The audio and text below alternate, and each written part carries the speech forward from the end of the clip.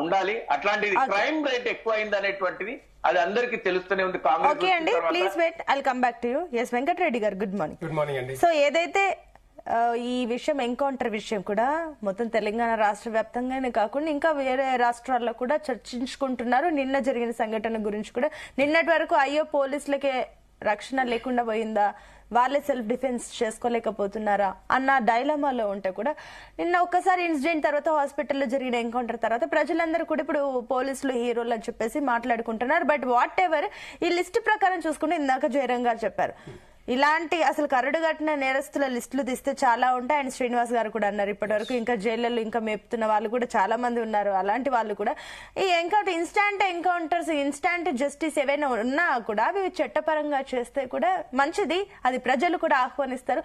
ఇలాంటి డిమాండ్స్ కూడా ప్రజల నుంచి మనం విన్నాం. కాబట్టి ఏంటి అసలు బీజేపీ ఏమనుకుంటుంది? అండ్ ఇంకోటి, ఇందాక శ్రీనివాస్ గారు అన్నారు, బీఆర్ఎస్ హయాంలో క్రైమ్ రేట్ తగ్గి ఉండే, మేము అన్ని విషయాల్లో కూడా జాగ్రత్తగా ఉండే, ఇప్పుడే ఇవన్నీ ఉన్నాయి, పూర్తిగా లా అండ్ అదుపు తప్పింది, పక్కదారి పట్టిందని చెప్పేసి విమర్శలు వస్తున్నాయి. కాబట్టి బీజేపీ కూడా అదే అనుకుంటుందా? సునీత గారు, ముందుగా మీకు అలాగే జీ తెలుగు న్యూస్ ప్రేక్షకులకి, ప్యానల్ సోదరులు జయరాం గారికి, శ్రీనివాస్ గారికి నమస్కారం. ఈరోజు ముఖ్యంగా చెప్పాలంటే ఆ పోలీసుల అమరవీరుల దినోత్సవం 21 అక్టోబర్ 2025 ఈరోజు పోలీసుల మార్టియర్స్ డే అంటారు, కమెమరేషన్ డే అంటారు. సో ముఖ్యంగా వాళ్ళ అమరవీరులైన ఇప్పటివరకు అమరులైన జవాన్లకు కానీ పోలీసుల వాళ్ళకి కానీ వాళ్ళకి ప్రగాఢ శ్రద్ధాంజలి, అదేవిధంగా కుటుంబ సభ్యులకి అందరికీ కూడా ప్రగాఢ సానుభూతి మీ ఛానల్ ద్వారా తెలియజేస్తా ఉన్నాను. మనకు తెలుసు ఎందుకు అంటే ఈ డే ఎందుకు వచ్చిందంటే 1959లో చైనాతో యుద్ధంలో 10 మంది జవాన్లు కోల్పోయిన సందర్భంగా ఈ యొక్క మార్టియర్స్ డే జరుపుకుంటా ఉన్నారు.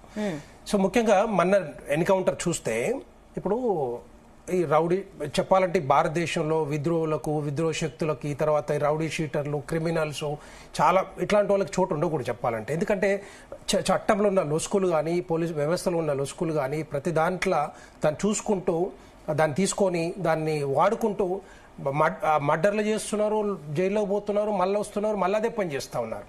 మరి అలాంటి వాళ్ళు సమాజానికి రేపొద్దున ఏం అవసరం, దేనికి అవసరం, దేనికి ఉపయోగపడతారు వీళ్ళంతా కూడా? ఇప్పుడు ప్రమోద్ గారి హత్య ఉంది, ఆయన పాపం ఈయన ఈ రియాజ్ని పట్టుకొని వస్తుంటే మరి మోటార్ సైకిల్ మీద కత్తితో పొడిచి చంపారు. కత్తితో పొడిచి అంటే నేను అనుకుంటా దాంట్లో పోలీసు వాళ్ళు కూడా బేసిక్గా చెప్పాలంటే ఒక రౌడీ షీటర్ని పట్టుకున్నా, క్రిమినల్ పట్టుకున్నా, లేకపోతే ఇంకొకరిని దోపిడి దొంగలను పట్టుకున్నా కూడా వాళ్ళు సెర్చ్ చేయాలి ముందర, వాళ్ళ దగ్గర కత్తులు ఉన్నాయా, తుపాకులు ఉన్నాయా, ఏమున్నాయి, రేపొద్దున మరి వాళ్ళని కూడా అదే విధంగా జరిగింది. ఇప్పుడు ఆయన దగ్గర కత్తి ఉండబట్టి పొడి చేసి చంపేసిండు అక్కడ.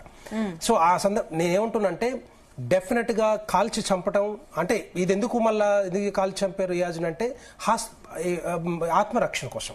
ఆత్మరక్షణ ఏంటి, మళ్ళీ ఆ రోజు దొరికాడు, ఎక్కడో అడవిలో దొరికాడు, లారీలో ఎక్కడో కూర్చొని దాచుకుంటూ దొరికాడు, పట్టుకొచ్చి కాలిస్తే ఏదో గాయాలైనట్టుంది, హాస్పిటల్ తీసుకొచ్చారు, హాస్పిటల్ నుంచి తీసుకెళ్లే సందర్భంలో మళ్ళీ గన్ తీసుకొని కాల్చడానికి ప్రయత్నం చేసిండని చెప్పేసి డెఫినెట్ గా మరి ఆయన ఒకవేళ చేయకపోతే ఆ పని మళ్ళీ ఇంకో 10 మంది పోలీసు వాళ్ళు పోయేటోళ్ళు, లేకపోతే 10 మంది సామాన్య మానవులు చనిపోయేటోళ్ళు, రేపొద్దున మళ్ళీ దోపిడి దొంగతనాలు చేసేటోళ్ళు.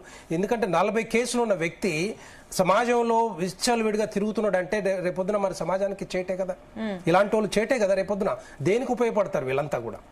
సో అందుకని 40 కేసులు ఉన్న వ్యక్తి 4-5 సార్లు జైలుకు పోయి వచ్చినాడంట. 4-5 సార్లు జైలు పోయి వచ్చిన వ్యక్తి సమాజంలో తిరుగుతున్నాడంటే డెఫినెట్ గా తీసుకున్న చర్యలు మాత్రం డెఫినెట్ గా అది అందరు కూడా సపోర్ట్ చేయాల్సింది. చాలా మంది సపోర్ట్ చేస్తా ఉన్నారు. ఎందుకు చెప్తున్నా అంటే ఒక పోలీసుని ఒక రౌడీ షీటరో లేకపోతే ఒక క్రిమినల్ చంపినప్పుడు వాళ్ళ ఆత్మస్థైర్యం కానీ ఆత్మధైర్యం కానీ ఇవన్నీ కూడా దెబ్బతినే అవకాశాలు ఉంటాయి. రేపొద్దున మిగతా పోలీసు వాళ్ళు ఎట్లా పనిచేయాలి, ఏ విధంగా పనిచేయాలి. సో అలాంటిది డెఫినెట్ గా ఇలాంటి చర్యలు తీసుకున్నప్పుడే రేపొద్దున భయపడకుండా ఇలాంటి వాళ్ళని కంట్రోల్ చేసే అవకాశాలు ఉంటాయి. రౌడీ షీటర్లు కానీ, క్రిమినల్స్ కానీ, దోపిడి దొంగలు కానీ, విద్రోహ శక్తులు కానీ ఎవరైనా కూడా ఈ భారతదేశంలో చోటు ఉండకూడదు.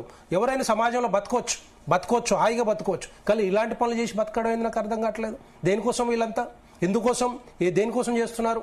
సో ఇవన్నీ ఏంటంటే మళ్ళీ జైలుకు పోయిన తర్వాత కూడా జైల్లో మార్పులు లేకుండా జీవితాన్ని ఏం చేస్తారు, ఒక 2 నెలలు 3 నెలలు 6 నెలలు 2 సంవత్సరాలు పెడతారు జైల్లో.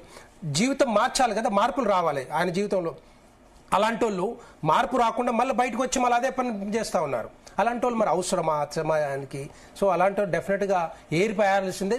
ఇంకోటి రెండో పాయింట్ ఏంటంటే ఈ 40 కేసులు వచ్చిన దాకా ఉంచకూడదు వీళ్ళని. అంటే మొగ్గలోనే తుంచేయాలి, మొగ్గలోనే తుంచేసి జైల్లో పెట్టి మొత్తం టోటల్గా ఒక జీవితంలో మార్పు వచ్చేదాకా అక్కడే ఉంచి సమాజంలో రేపు పొద్దున ఈ విధంగా బతకాలి, ఇలా బతకాలని చెప్పి అనుకుంటేనే ఆ మార్పు వస్తేనే బయటకు రప్పించాలి, బయటకు పంపించాలి. అప్పుడు వాళ్ళు మంచి బతుకో, కుటుంబ సభ్యులతో పాటు దోస్తులతో పాటు సమాజానికి మేలు చేసే అవకాశాలు ఉంటాయి. తప్పితే రేపొద్దున వీళ్ళే రేపిస్టులు అవుతారు, కిల్లర్లు అవుతారు, మర్డర్లు చేస్తారు, దేనికైనా భయపడరు. అలాంటి వాళ్ళు చాలా డేంజర్ ఇలా. సో ఇప్పుడు కూడా పోలీస్ వ్యవస్థలో కూడా కొంత మార్పు రావాలి. లీగల్ సిస్టంలో లొసుకులు కానీ లూప్ హోల్స్ కానీ ఇవన్నీ కూడా ఏమైనా ఉంటే మాత్రం వాటిని కూడా అమెండ్ చేయాలి డెఫినెట్గా. అప్పుడు ఏమైతుందంటే, ఎందుకంటే చూసాం జయరాం గారు చెప్పారు ఇంతకుముందు, ఎస్ నేను కూడా ఒప్పుకుంటా ఉన్నాను, అలాంటి వాళ్ళ మీద డెఫినెట్గా యాక్షన్ తీసుకోవాలి. ఎందుకు తీసుకోకూడదు యాక్షన్ చెప్పాలంటే? అంటే లాయర్లు కానీ లేకపోతే లీగల్ సిస్టంలో లొసుగులు ఉన్నంత మాత్రాన వీళ్ళంతా బయటకు వచ్చి వాళ్ళ ఇష్టం విచ్చలవిడిగా తిరుగుతున్నారు, మర్డర్లు చేస్తున్నారు, మళ్ళీ లోపల పోతున్నారు.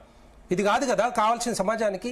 సమాజానికి కావాల్సింది మంచి మార్పులు, సమాజంలో ఏ విధంగా జీవించాలని ఆలోచించాలి తప్పితే ఇలాంటి వాళ్ళని డెఫినెట్గా ఉపేక్షించే పరిస్థితి ఉండకూడదు. ఓకే, ఎస్ జయరామ్ గారు, సో ఓకే, ఈ పాయింట్ అయితే మనం యాక్సెప్ట్ చేయాల్సింది. ఎందుకంటే కూడా సరే